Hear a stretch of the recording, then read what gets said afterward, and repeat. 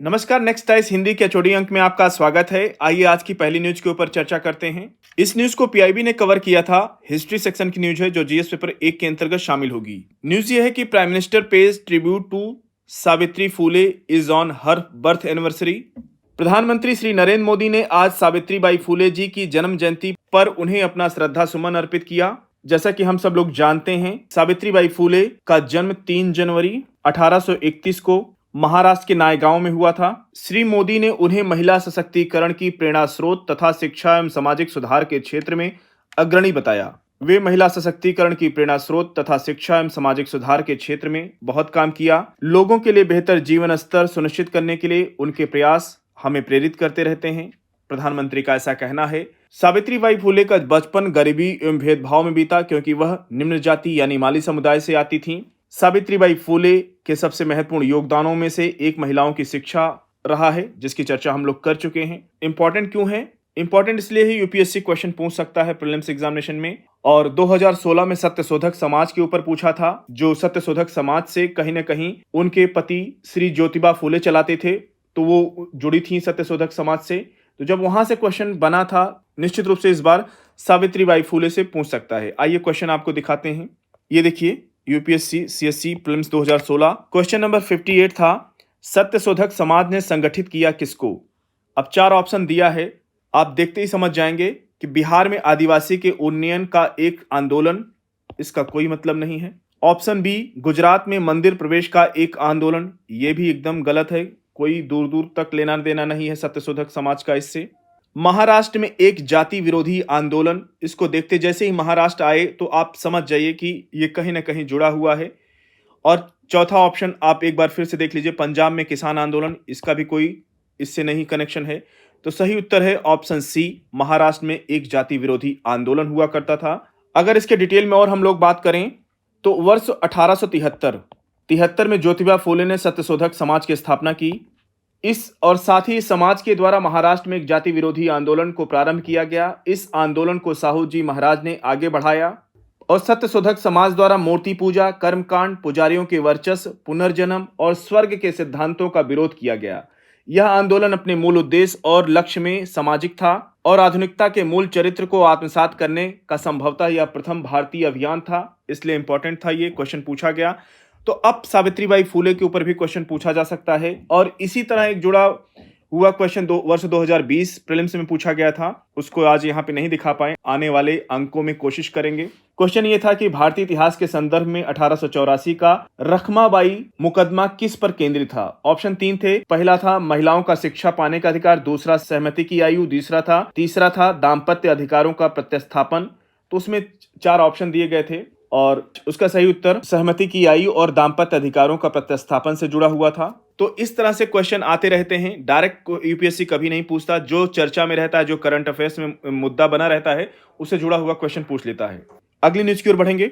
इस न्यूज को द हिंदू ने कवर किया था अपने पेज नंबर 9 पर और ये गवर्नेंस सेक्शन की न्यूज है जो जीएस पेपर 2 के अंतर्गत शामिल होगी। न्यूज यह है कि IT ministry notified draft rule on data protection law seeks feedback by Feb 18। केंद्र सरकार ने शुक्रवार को डीपीडीपी यानी digital personal data protection rules 2025 का ड्राफ्ट जारी किया है, जो डिजिटल व्यक्तिगत डेटा संरक्षण अधिनियम वर्ष 2023 के प्रावधानों को लागू करेगा। अधिनियम को 1 वर्ष से अधिक समय पहले पारित किया गया था और इसके इन्फोर्समेंट यानी प्रवर्तन के परिणाम स्वरूप रूल अभी तक डेवलपमेंट यानी वर्क इन प्रोग्रेस के अंतर्गत हैं और अब केवल पब्लिक कंसल्टेशन के लिए प्रस्तुत किए जा रहे हैं। डिजिटल पर्सनल डेटा प्रोटेक्शन अधिनियम डेटा फिड्यूसरी यानी दायित्वपूर्ण डेटा वे संस्थाएं हैं जो डेटा प्रिंसिपल या यूजर से व्यक्तिगत डेटा एकत्र करती हैं के लिए कानूनी ढांचा प्रदान करता है ताकि उस डेटा को दुरुपयोग से बचाया जा सके एवं डेटा सुरक्षा सिद्धांतों यानी डेटा प्रोटेक्शन प्रिंसिपल का उल्लंघन करने वाली फर्मों को पेनलाइज यानी दंडित किया जा सके। उदाहरण के रूप में आपने देखा होगा, कई संस्थाएं आपका डेटा यूज करती हैं, चाहे प्राइवेट कंपनी हो या आप किसी कंपनी से सिम लेते हैं तो वो आपका पूरा डिटेल लेती हैं, आधार कार्ड मांगती हैं, आपको अटैच करना होता है। तो कहीं ना कहीं संभावना ये रहती है कि आपके डेटा का मिसयूज कर सकती हैं वो कंपनियां। तो इसलिए ये सारे रूल लाए गए हैं और ये 18 फरवरी तक पब्लिक फीडबैक यानी सार्वजनिक रिएक्शन के लिए खुला हुआ है। इसमें आप भी अपनी राय भेज सकते हैं, उनको मेल कर सकते हैं। ड्राफ्ट उस नोटिस की प्रकृति को निर्दिष्ट करता है जो डेटा फिड्यूसरी यानी दायित्वपूर्ण डेटा को उपयोगकर्ताओं का उनका डेटा एकत्र करते समय प्रदान करना चाहिए और वे कौन सा डेटा इकट्ठा कर रहे हैं और वे ऐसा क्यों इकट्ठा कर रहे हैं, ये सारी चीजें इसमें उल्लिखित है। अगली न्यूज की ओर बढ़ेंगे। इस न्यूज को द हिंदू ने कवर किया था अपने पेज नंबर 1 पर और ये हेल्थ सेक्शन की न्यूज है जो जीएस पेपर 2 के अंतर्गत शामिल होगी। न्यूज ये है कि union health ministry monitors HMPV outbreaks in China, assures situation is not worrisome yet.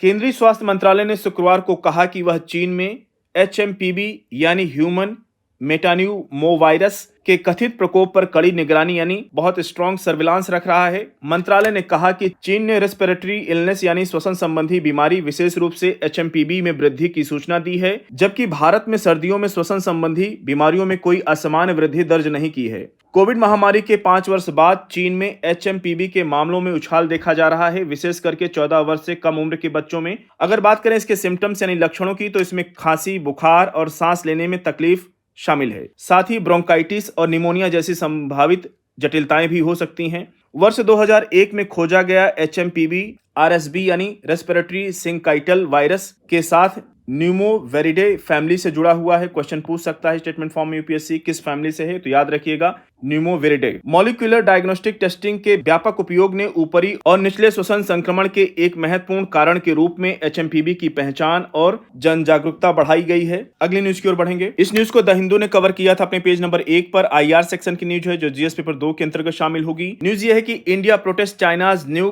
Counties in Ladakh. 2 county के गठन पर गंभीर विरोध दर्ज कराया है, जिसमें भारत के लद्दाख का क्षेत्र शामिल है। भारत ने इस क्षेत्र में, जो कि भारतीय क्षेत्र पर बीजिंग के इल्लीगल ऑक्यूपेशन यानी अवैध कब्जे को कभी स्वीकार नहीं किया है। भारत के अरुणाचल प्रदेश और असम से होकर बहने वाली ब्रह्मपुत्रा नदी, जिसका तिब्बती नाम यारलुंग सांगपो, के ऊपरी हिस्से में एक मेगा हाइड्रो पावर प्रोजेक्ट के निर्माण के विषय में अपने कंसर्न यानी चिंताओं से भी अवगत कराया है। इससे जुड़ी हुई न्यूज हम कुछ दिन पहले पिछले अंकों में कवर किए थे, तो इंपॉर्टेंट न्यूज है, क्वेश्चन पूछ सकता है। अगली न्यूज की ओर बढ़ेंगे। इस न्यूज को पीआईबी ने कवर किया था और ये हिस्ट्री सेक्शन की न्यूज है जो जीएस पेपर 1 के अंतर्गत शामिल होगी। न्यूज ये है कि Mahakumbh 2025 celebrating India's eternal spirit, जैसा कि हम सभी जानते हैं, आगामी 13 जनवरी से लेकर 26 फरवरी तक उत्तर प्रदेश के प्रयागराज में महाकुंभ मेला आयोजित होने जा रहा है। और ये न केवल भारत की अमूर्त विरासत है, बल्कि पूरा विश्व इस अमूर्त विरासत को उम्मीद भरी नजरों से देख रहा है। आइए बात कर लेते हैं इसके ऊपर। महाकुंभ मेला एक पवित्र समागम है जो प्रत्येक 12 वर्ष में होता है और एक विशाल समागम से कहीं अधिक यह एक प्राचीन हिंदू पौराणिक कथाओं में निहित एक गहन स्पिरिचुअल जर्नी यानी आध्यात्मिक यात्रा है। यह पवित्र पर्व दुनिया में आस्था का सबसे बड़ा सामूहिक कार्य, आत्म साक्षात्कार यानी सेल्फ रियलाइजेशन, शुद्धि एवं ज्ञान की शाश्वत खोज का प्रतीक है और विभिन्न पृष्ठभूमियों यानी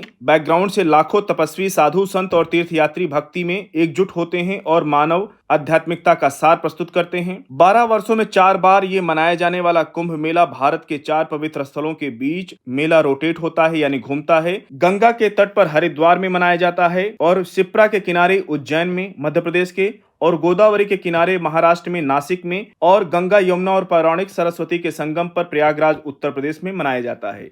तो इस पर नजर बना के रखिएगा, क्वेश्चन यूपीएससी पूछ सकता है। तो साथियों, आज के छोटी अंक को यहीं पर समाप्त करते हैं। मिलते हैं नेक्स्ट अंक में कुछ और इंपॉर्टेंट न्यूज के साथ। तब तक जुड़े रहिए नेक्स्ट आई से हिंदी के साथ। धन्यवाद।